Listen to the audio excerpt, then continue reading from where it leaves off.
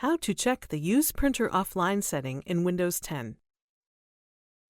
This video shows how to check the Use Printer Offline setting in Windows 10 to ensure that the print queue is not set to print offline or paused.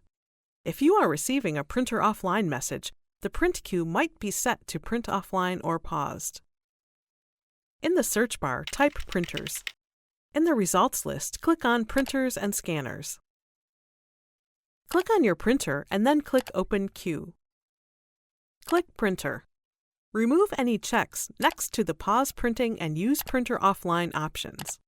You have now disabled the Use Printer Offline setting for your printer, and your printer should print normally without a printer offline error. Click the Playlists tab in YouTube to find HP videos in other languages. And search our channel to find official HP support videos.